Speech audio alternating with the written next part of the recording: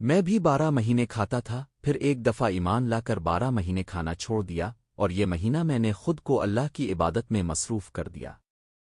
درحقیقت میں مسلمان تو تھا، لیکن مجھے 12 مہینے میں یہ احساس تب تک نہیں تھا جب تک میں رمضان کے روزے نہیں رکھتا تھا۔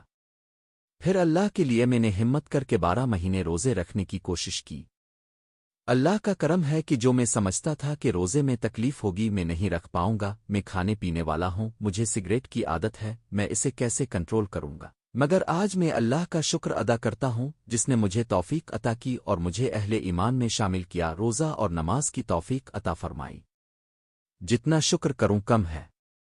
ماشاء اللہ، یہ اللہ کا بہت بڑا کرم ہے کہ اس نے اس نیک راستے پر چلا دیا۔ یہ صرف اللہ کی ہدایت اور آپ کی ہمت کا نتیجہ ہے۔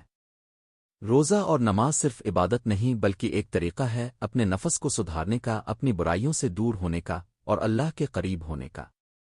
جو لوگ سمجھتے ہیں کہ وہ کسی بری عادت جیسے سگریٹ کو نہیں چھوڑ سکتے، ان کے لیے اب ایک بہترین مثال ہے۔ اللہ جسے چاہے سیدھا راستہ دکھا دیتا ہے، صرف نیت اور کوشش ضروری ہے۔ آپ اسی طرح اللہ سے جاری رہیں، دعا مانگتے رہیں کہ اللہ آپ کو اس راستے پر مضبوطی سے قائم رکھے، اور ہمیشہ یاد رکھیں جو اللہ کے لیے کچھ چھوڑتا ہے اللہ اسے بہترین بدلا دیتا ہے۔ اللہ آپ کے ایمان اور تقوی کو بڑھائے، آمین۔